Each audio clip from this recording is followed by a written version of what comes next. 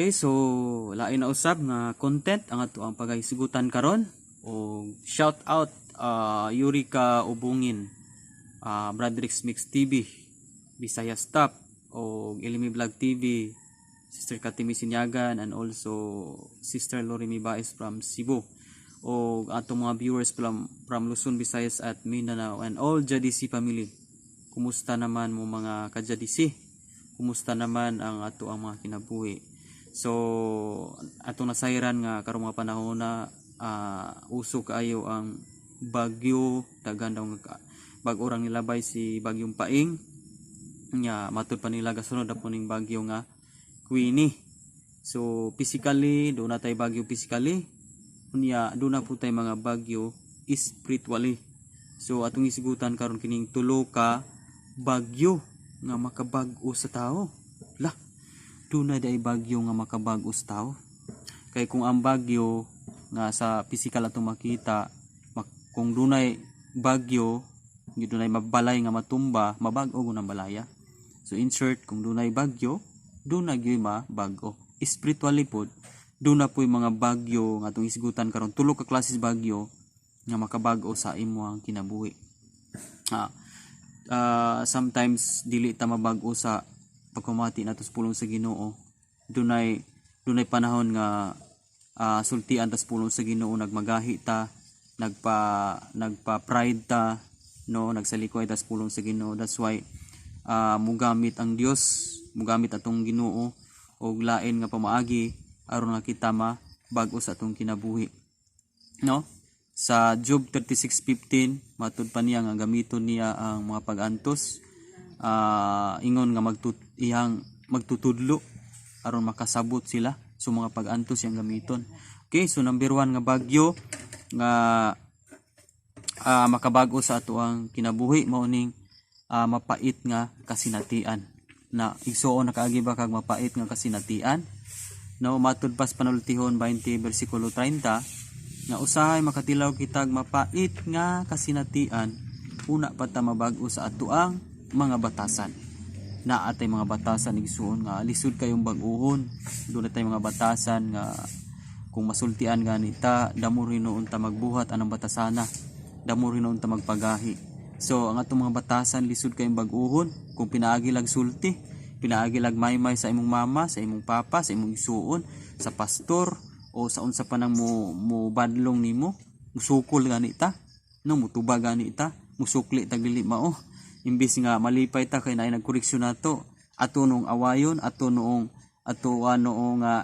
kasab-an, tungod kay natay batasan nga dili magpa-korrektar, dili ta magpa-korek. Bat kabalo ka unsay buhaton sa Ginoo, ipadala niyang mapait nga kasinatian.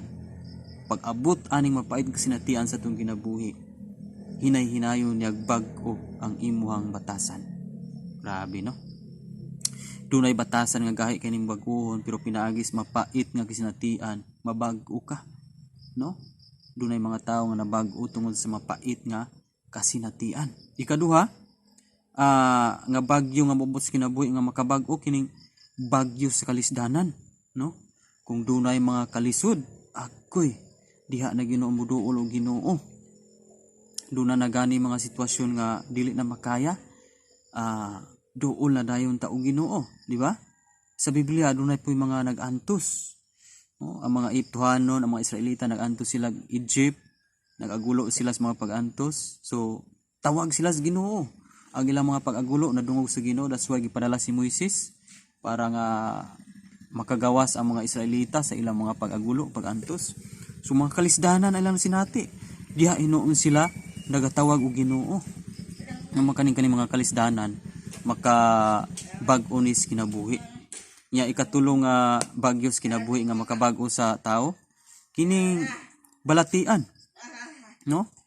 Dunay mga balatian nga niabot sa kinabuhi, but ang purpose ana is para nga mabag-o ta sa ato ang pagagahi og ulo, no? Dunay example ako niini akong ugangan nga lalaki, duna siya balatian, unya ato nga wa pa siya balatian, lagi siya mga bisyo, maglisod mig sangyaw sa pulong sa Ginoo, maglisod mig insert sa pulong sa Ginoo. kay aduna sila mga bisyo, sige sila nga bijuki sa ilang panimalay. But sa dihang naibalatian igsuon, dugay na ayo ang iyang balatian muto nga nagpaampo siya among giadto dito kay magpaampo siya din before mi nagampo among gisiran sa Exodus 23 verse 23 to 25 nga simbahan niyo ang Dios o ayuhon ko ug tagaan ko kamo pagkaon ug tubig ug ayuhon ko ang inyong mga sakit. So kanang bersikulo igsuon among ang gishare nga dapat ato ang simbahon ang Dios aron nga ang atong mga balatian pag-ayuhon kaniya mayang saad nga kung simbahon nato siya ayuhon niya ang atong mga balatian. So katura mong na-share and after na igsuon wa pagud to siya na ayo pero mga tulo ka adlaw is naulian siya.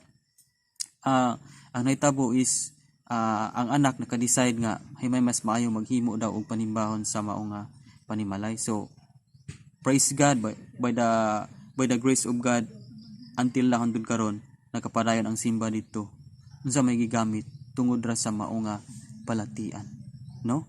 Bagyo sa kinabuhi nga moabot, pain sa sakit kay nawaton moabot sa kinabuhi, but maoy gigamit nga ang pulong sa Ginoo ma-insert sa ilang kinabuhi.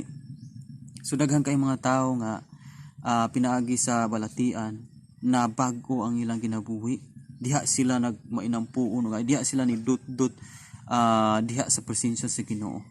So praise the Lord sa mga bagyo sa kinabuhi nga nakabag-o nato. Munang in every time nga atong mainumduman maayo gid ang Dios tanang panahon. God is good all the time and all the time God is good. Why? Tungod kay even sa mga pain nga atong nadawat, even sa mga sakit nga niabot nga sitwasyon sa atong kinabuhi, but there will be a purpose na ay purpose nga niabot sa atong kinabuhi. Posible nga ang purpose ana kanang mga kasakitan nga niabot nimo karon sa imong kinabuhi, mga problema, balatian, mga kalisdanan, kawaladon, unsa pa mga kagulya nga niabot sa iyong pamilya, na ay posibilidad nga ang tuyuan na ang luyuan na ang purpose ana is to change or bag-uhon ang imong kinaiya or ang imong pamilya or bag-uhon ang inyong pagpuyo or bag-uhon ang inyong maayo nga relasyon.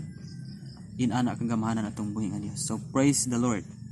Kung bago pa kanini nga channel, just click and subscribe and click the notification bell para in my next video ma-update ka and then ma-shout out ka in my next video. Just comment below kung asa ka nagpuyo o unsa imong pangutana or comment.